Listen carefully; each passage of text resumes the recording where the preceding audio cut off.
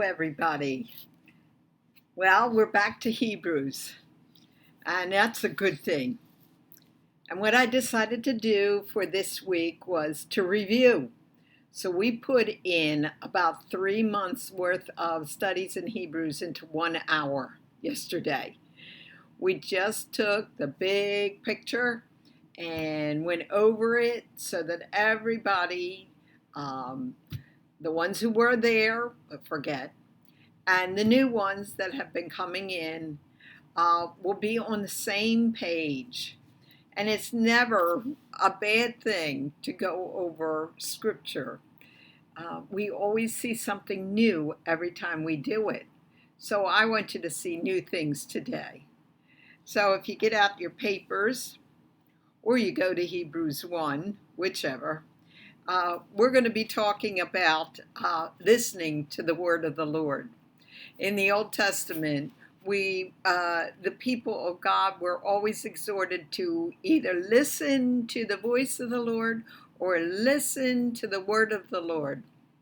And so we're going to start listening to the word of the Lord through Jesus. So we have, I took the first paragraph of Hebrews 1 and put it out here and replace the pronouns with the proper nouns that went with it. Because if you remember from last year how difficult it was to read Hebrews chapter 1 because of all the pronouns, and we got mixed up and messed up and couldn't figure out what was going on until we replaced everything with the proper nouns that the pronoun stood for. And so that's what I have on this paper again, so that we're going to read through Hebrews 1 to 4 with proper nouns. But before we do that, let's pray. Father in heaven, thank you for the love that you are going to be showing us through your word that you have for us. We weak and sinful people who have a hard time comprehending that kind of love. And I thank you for the book of Hebrews, where we are going to be told how much you love us. In Christ's precious name, amen. Okay, so we're in Hebrews 1, that first paragraph. And we're going to see that it starts out with the word of the Lord coming through the prophets. But now, in these latter days, it comes through Jesus. And then he's going to tell us why that's a wonderful thing. Okay. Long ago, at many times and in many ways, God spoke to our fathers by the prophets. But in these last days, God has spoken to us by his Son. It is the Son whom God appointed the heir of all things. Through the Son also God made the world. The Son is the radiance of the glory of God and the exact imprint of God's nature. And the Son upholds the universe by the Son's powerful word. After making purification for sins, the Son sat down at the right hand of the Majesty on high, having become as much superior to angels as the name the Son has inherited is more excellent than the angels' names. Okay. Now we have the word of the Lord coming through the prophets. That's in the past. And the word is continued. But now it's through Jesus Christ. Now watch how he tells us why we should listen to the word of the Lord through the Son. He's going to give a whole lot of accolades. And did you count how many accolades there were? concerning the Son and why we should listen to Him. Well, if you notice, I put a double, I don't know what it's called, double lines between each thing that tells us about the Son and why we should listen to Him. And so why don't you count how many things He lists here? Do, do, do, do, do, do. You're right. If you counted 7. And why is 7 so important? Well, 7 is the perfect number. It's God's number. It's the perfect number. Starting from chapter 1 of Genesis, we have 7 days of creation. And in those 7 days, God says the word create 7 times. And He says, and the author tells us that, and God saw that it was good. How many times is that stated? 7 times. We have a lot of 7s in the first chapter and a quarter. So pay attention to those 7s, because that's drawing your attention to what is being said 7 times. And right here we have 7 things about Christ that gives us 7 reasons why we should listen to Him. And why is it 7? Well, because the Son is perfect and perfectly accomplishes God's will.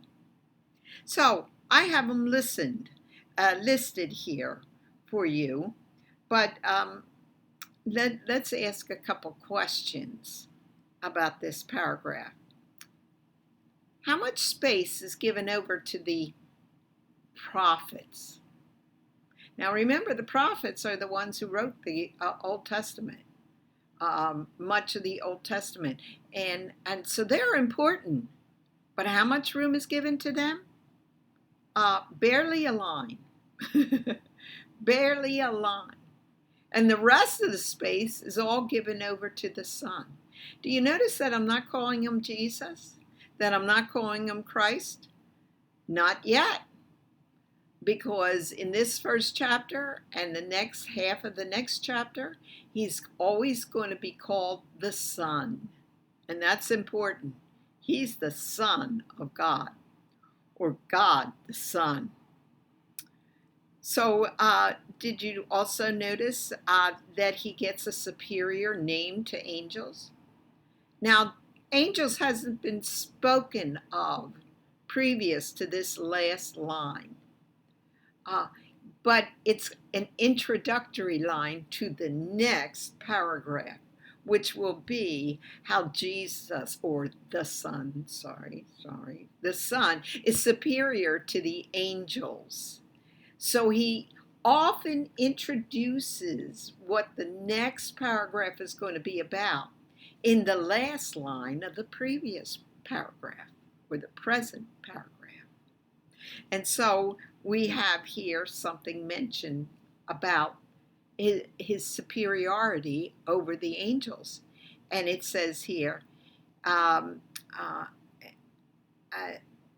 the superior name of the Son is more excellent than angels' names. So we know of a couple names of angels, and that is Gabriel and Michael.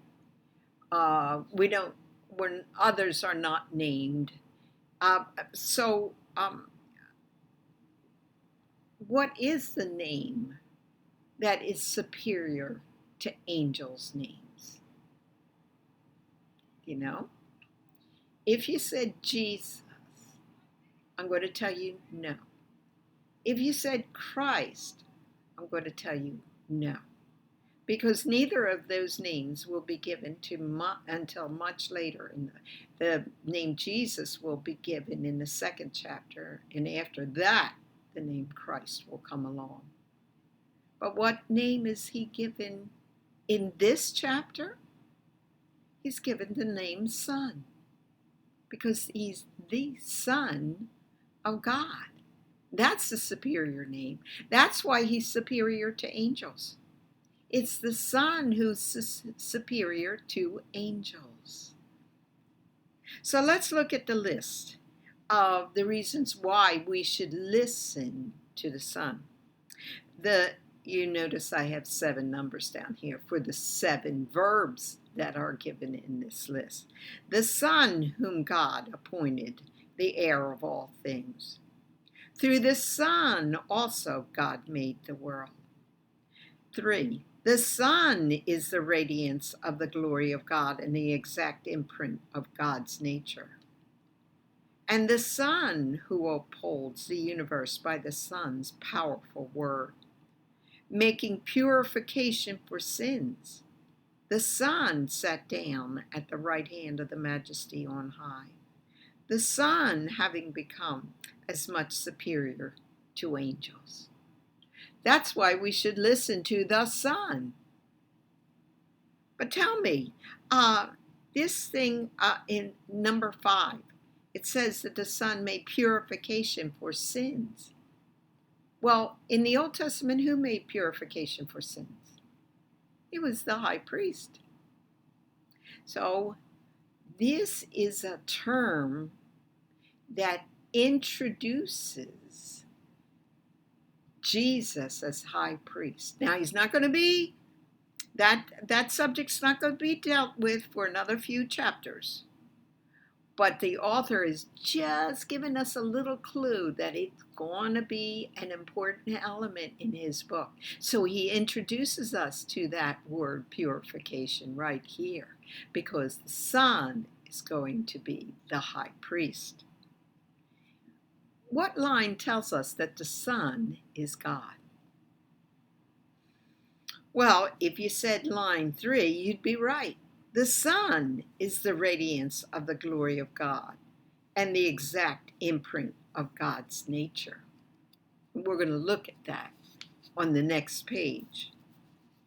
Just remember that 7 tells us that we have the perfect Son, perfectly accomplishing God's will. Okay, I'm introducing some of you for the first time a Christ hymn. And to others, you know that you have Christ hymns in other places in the New Testament. And what's a Christ hymn? Well, we can kind of tell that it's a hymn or a psalm, because a psalm is a hymn, because it has parallelism. And I'll be showing you that in a few minutes for those of you who are new.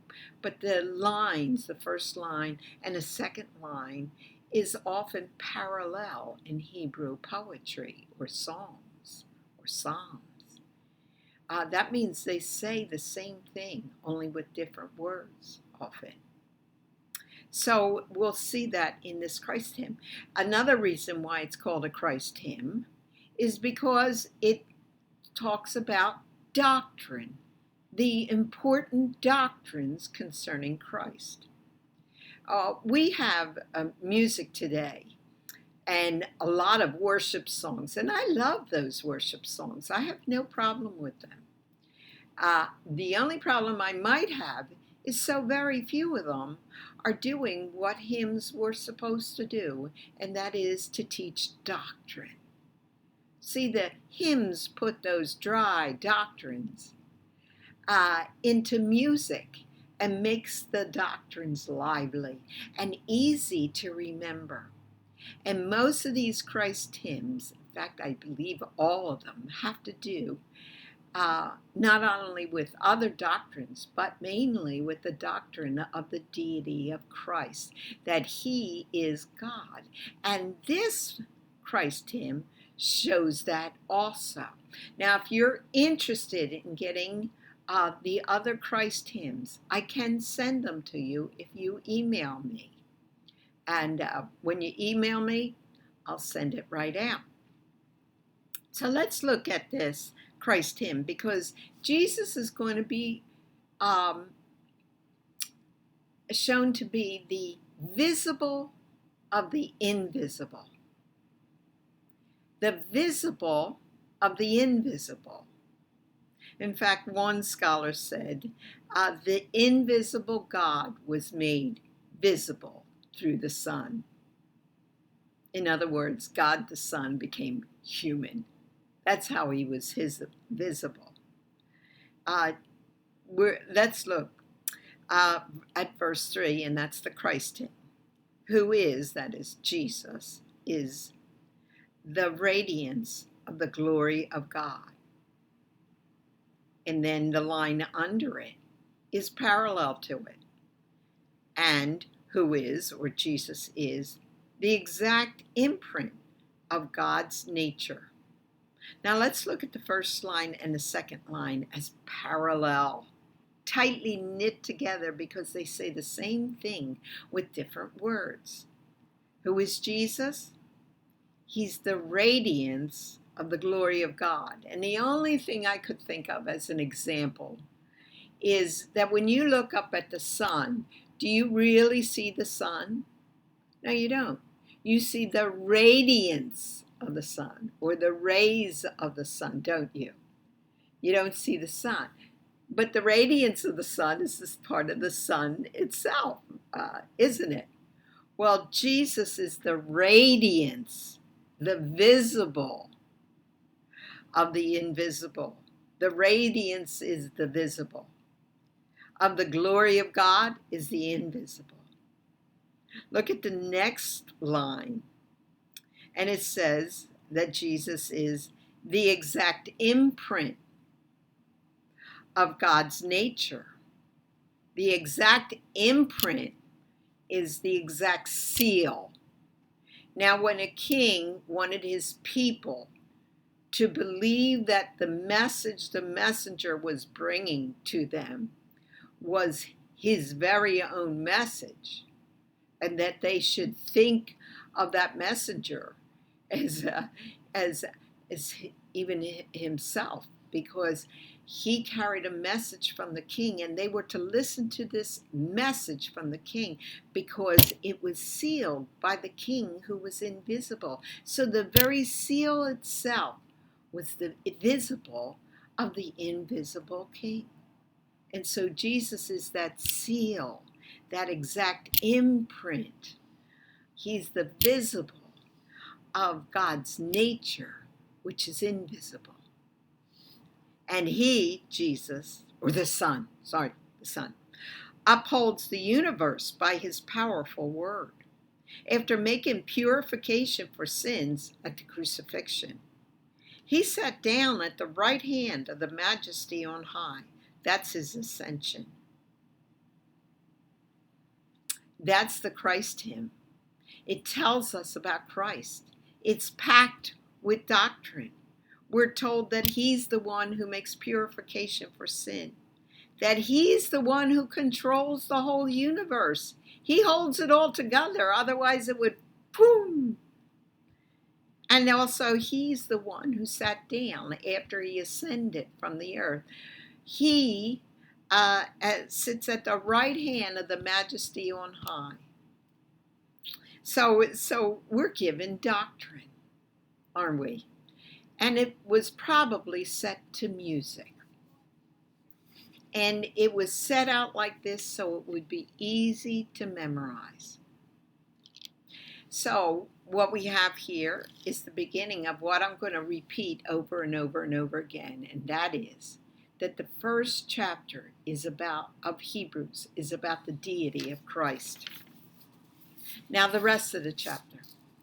And the rest of the chapter was introduced at the end of the first paragraph. Remember when it told us that, there it is, having become as much, this is Jesus, having become as much superior to the angels as the name the Son has inherited is more excellent than angels' names. And now he's going to spend the rest of this chapter telling us how Jesus is superior to, greater than, better than angels. Now you have to understand that at this time, the angels were almost worshipped by many of the Jews. They were put on a high level. in their books, and not the Hebrew scriptures, but in their writings. And so they were almost worshipped. But Jesus is even better than those angels. And so he wants to make sure they're not going to go into angel worship. He wants to make sure that we go into Jesus worship. So he's going to show us ways in which Jesus is superior. And what he's going to do is use scripture. So let's look at this page. We're reviewing. Remember, I know you saw this page. We're just reviewing a little bit, okay? And it tells us how Jesus is superior by starting out with, "For to which of the angels did God ever say?" Now, this forms an inclusio around this whole paragraph. You got to understand bookends or inclusios, because there weren't even spaces between words or an indenting a paragraph or chapter divisions in the original Bible. That didn't come along until early in the Middle Ages. A monk put them in, and sometimes I think very sloppily. But that's all right. It's really a good thing, because now we can find chapters and verses. So he says at the very beginning, "For to which of the angels did God ever say?" And at the last verse at the bottom, verse 13, "And to which of the angels has God ever said?" So it starts and ends the same way, doesn't it? And that means that all the way through, when he goes to the next proof text and the next proof text and the next proof text, we're to be saying to ourselves, "For to which of the angels did God ever say?" So the first one is, "You are my son, today I have begotten you." God calls the son my son. Again, we're told he's the son, and we'll be told that throughout this. So we have our bookends.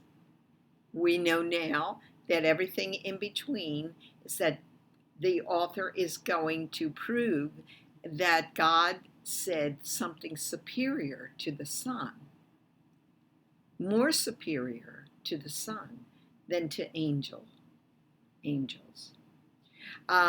Notice how he separates the first proof text from the second proof text. He says, "Or again," God says, "I will be to him a father." See, again, he's a son, because he will be to me, I will be to him a father, and he shall be a son to me. See, that's the superior name. He's the son. So that's the second. So with the first one, put a 1 in front of it. With the second one, where it says, "or again," put a number 2. Look at the third one. "And again." See, we know that there's spaces. That's why I put spaces between them, so you could see as well as hear him change from one proof text to another. So the fourth one is this: "Of the angels, God says, he makes his angels winds and his ministers a flame of fire." Now, how long does a wind last, or a fire last? So they're perishable, and but Jesus is not. It will tell us down below that he won't wear out like a garment does. And let's go to the next one, because we're going to come back to the fourth one again. 5. "But of the Son," God says.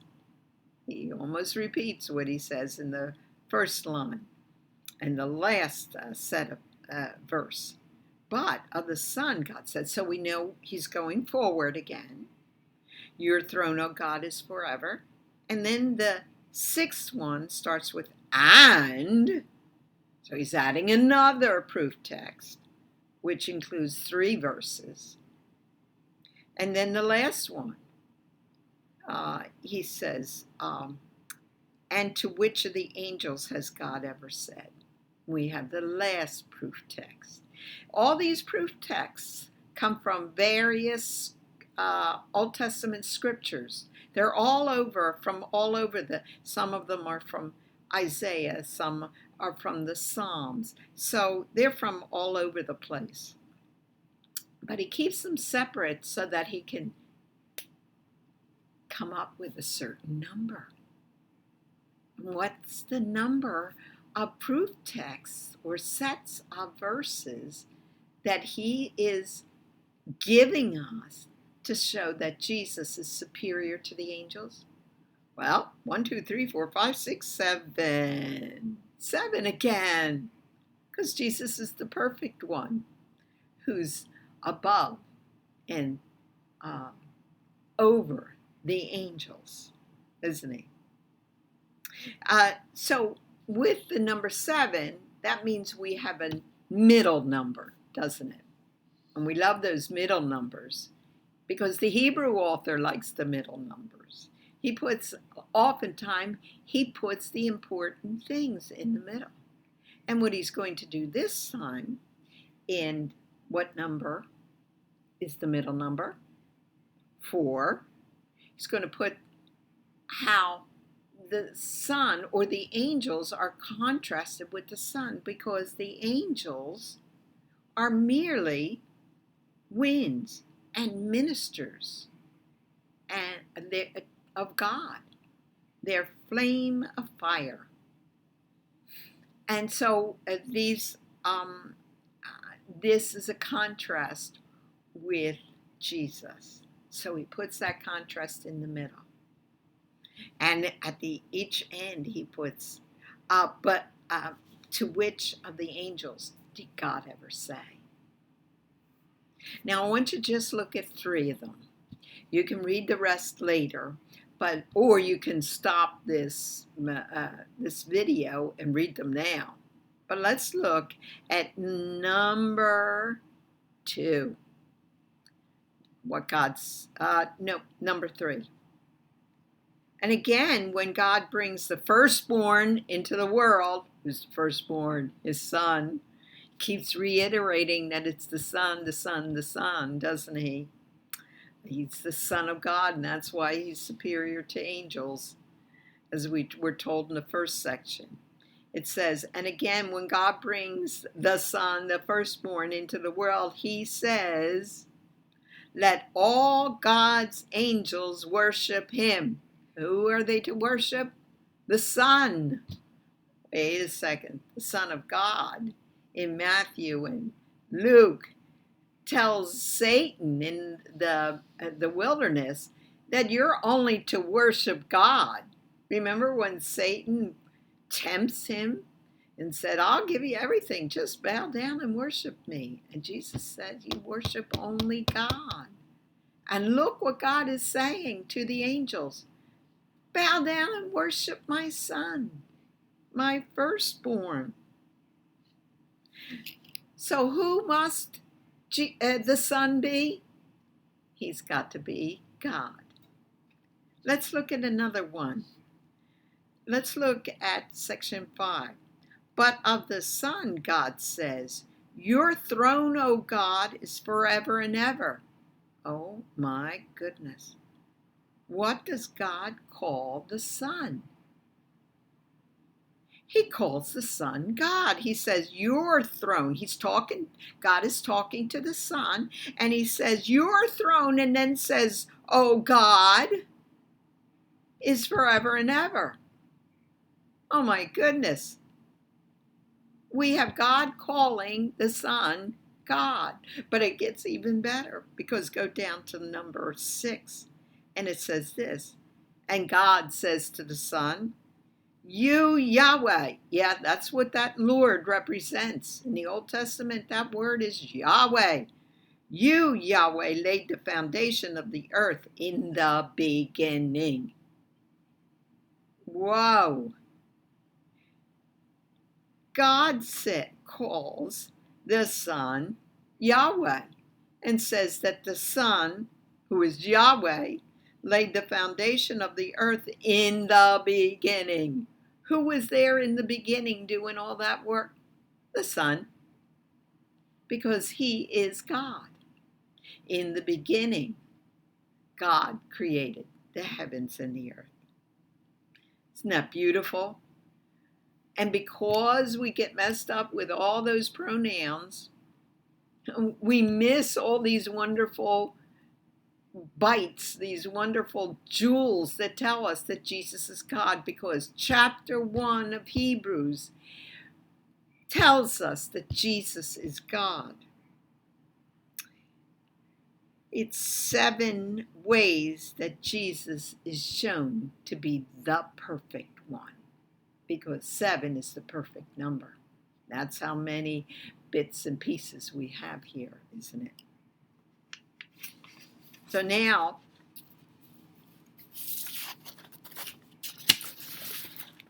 we go to the next page.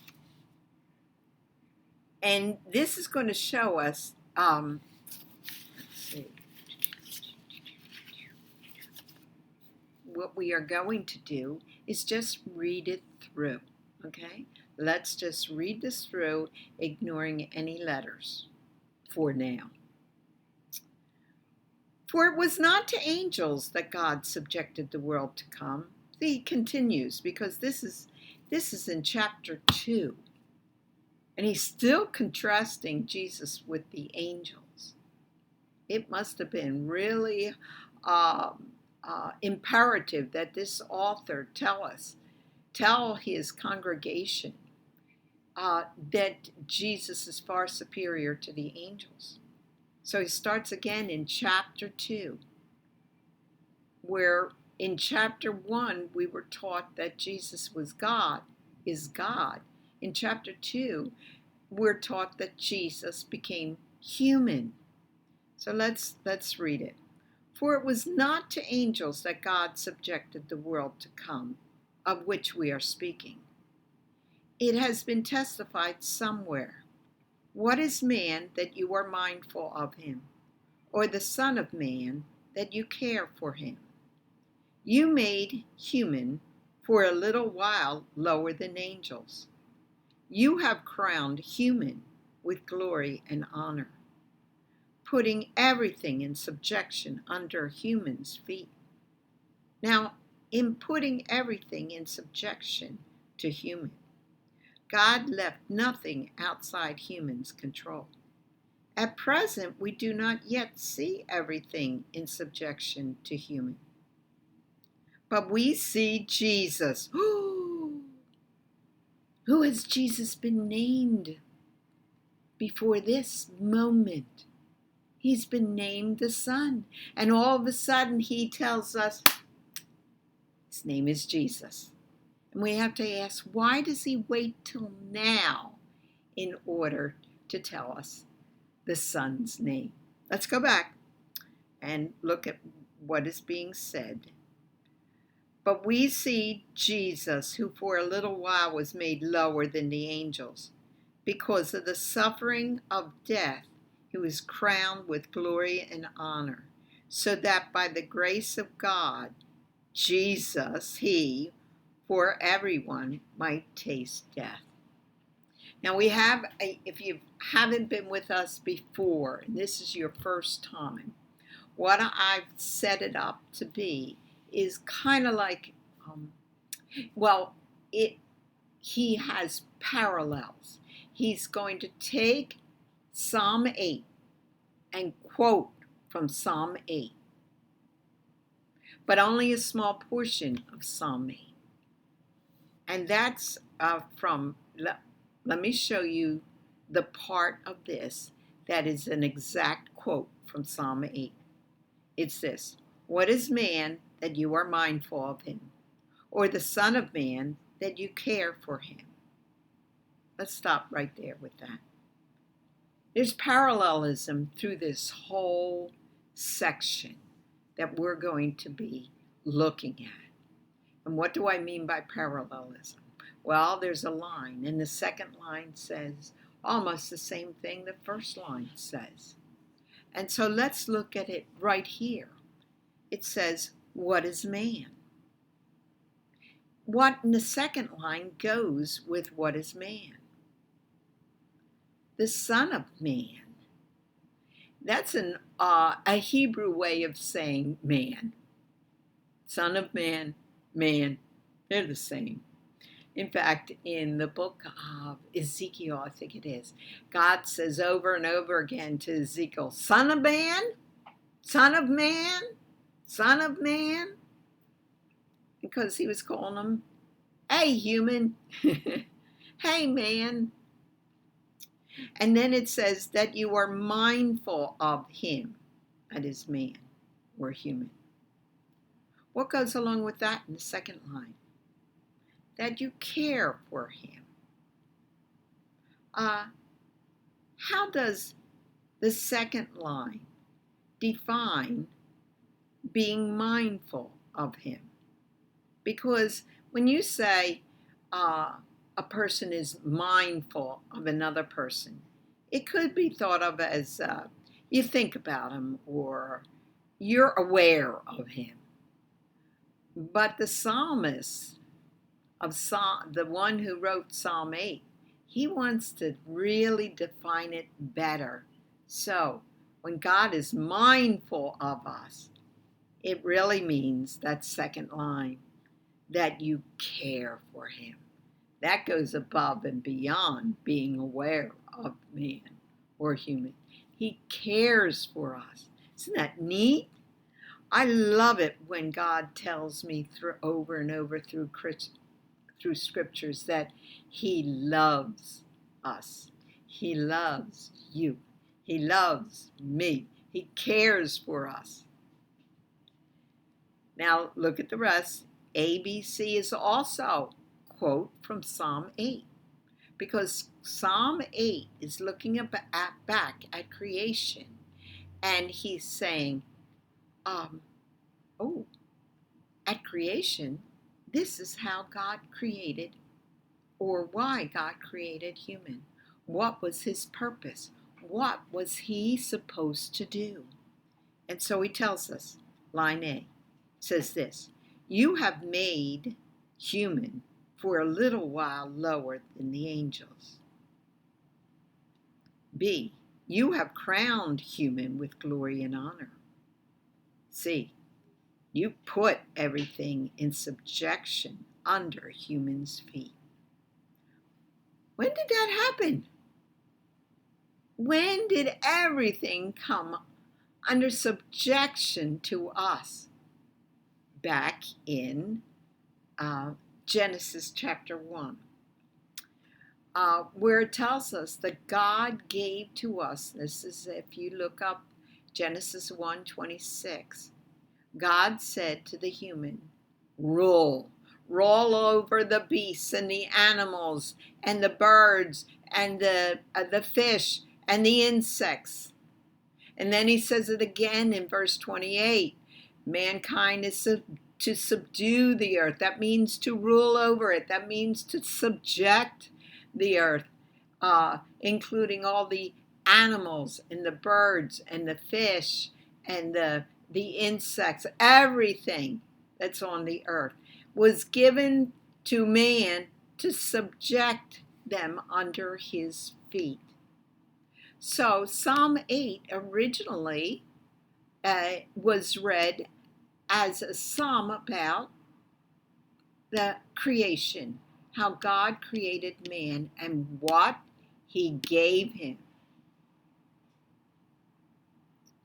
Now the second half, where you see the second C, the second A, and the second B, watch this. The second C, this half is an interpretation by the writer of Hebrews of what he just read from Psalm 8.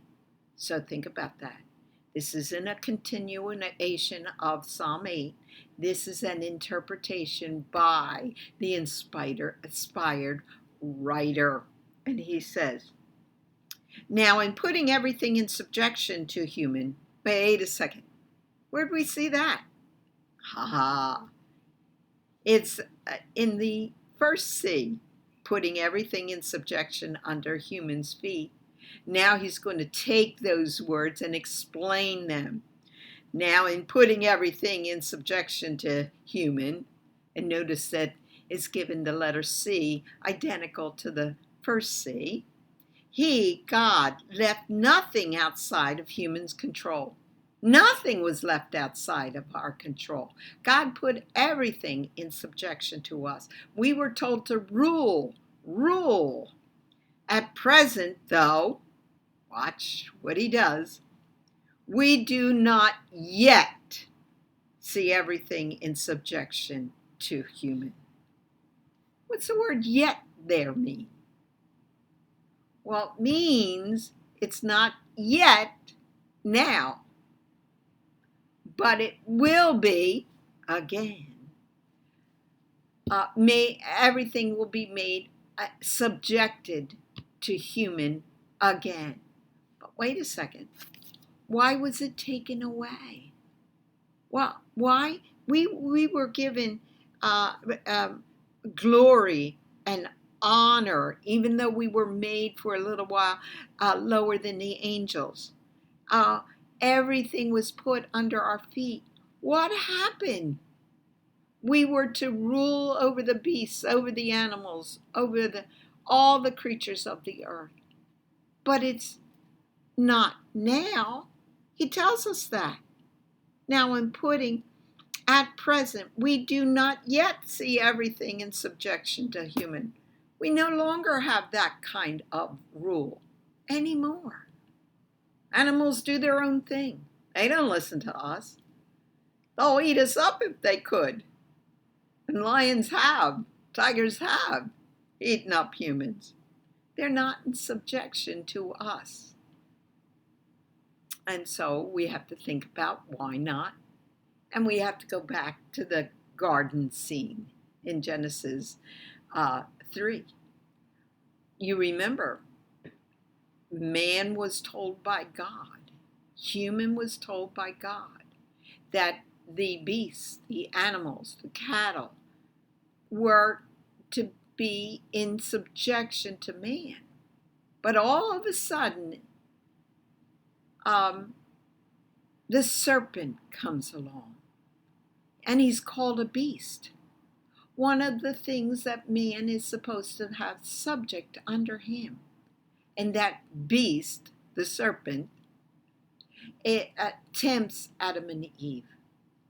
And instead of subjecting the beast under Adam's foot, Adam gets under the serpent's foot.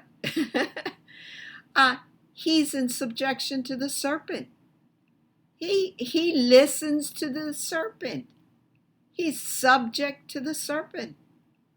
And because he allowed this to be so, he's cast out of the garden and no longer has all the earth in subject to himself. And that's how the author of Hebrews is telling us why we no longer have everything under subjection like we did. At present, we don't have everything. But when he says the word yet, that means we will. In line A, the second A, it says, but we see Jesus, who for a little while was made lower than the angels. Oh, go back to the first line. We have parallel lines here. You made human for a little while lower than angels. And now Jesus is made for a little while lower than angels. In other words, in order for Jesus to identify humanity with humanity, he's going to have to become human. He's going to have to be where humans are a little while. under angels, lower than angels. And now look at the bottom B, because that also is going to mimic the top B. Let's look at the bottom B. Because of the suffering of death, crowned with glory and honor. What had to happen to humans to be crowned with glory and honor at the beginning?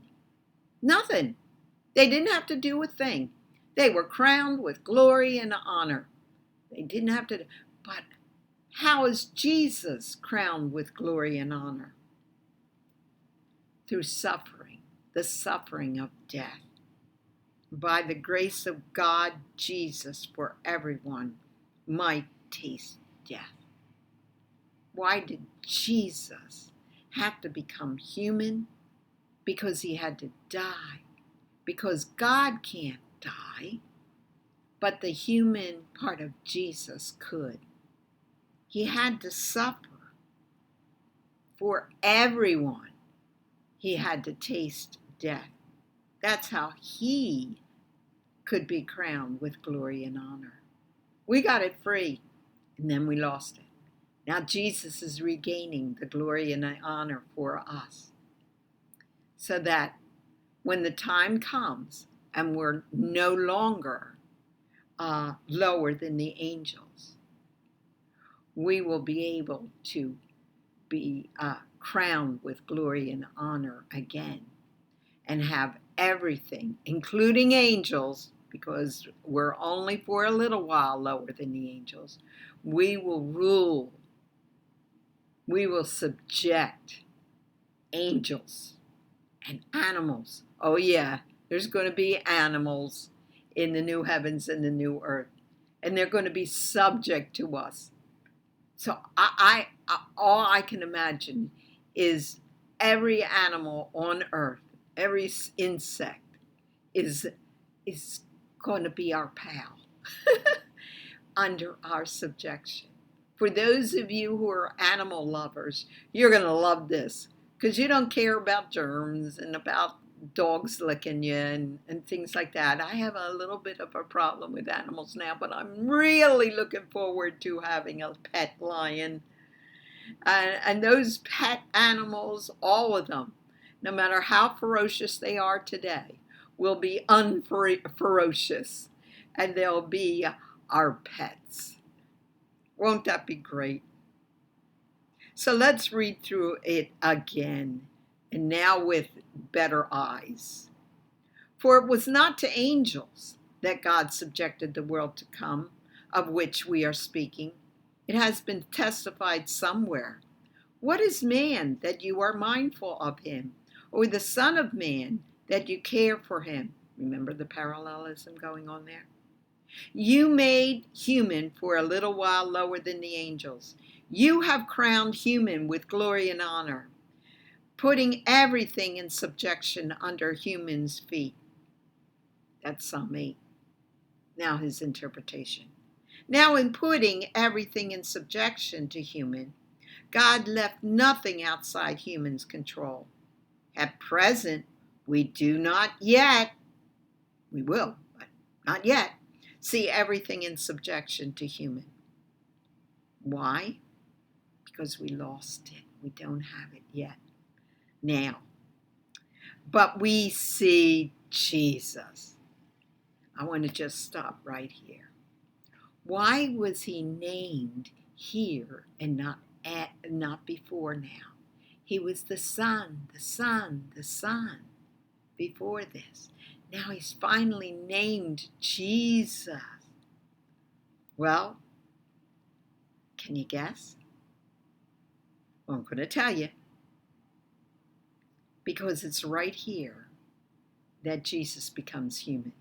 This is the incarnation words. It says, but we see Jesus, who for a little while was made lower than the angels. That's the incarnation. Just like man was made a little lower than the angels, now Jesus is made a little lower than the angels. He's identifying with man so that he can die by taking on a body form.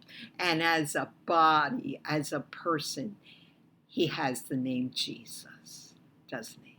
That's what he was named when he was born. And that's why he's given that name right here. He was born and given the name Jesus.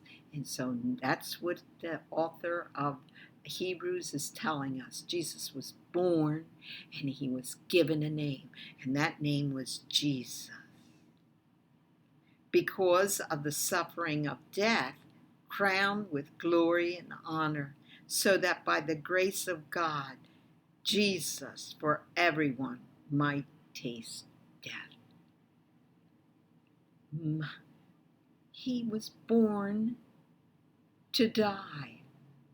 There was a song back when I was young that Jesus was born to die, and it's true today too. He was born to die for us. What kind of love is this? It's unfathomable that God should send his only begotten Son, the one he loves, his only one that he loves, to die for filthy, rotten humans.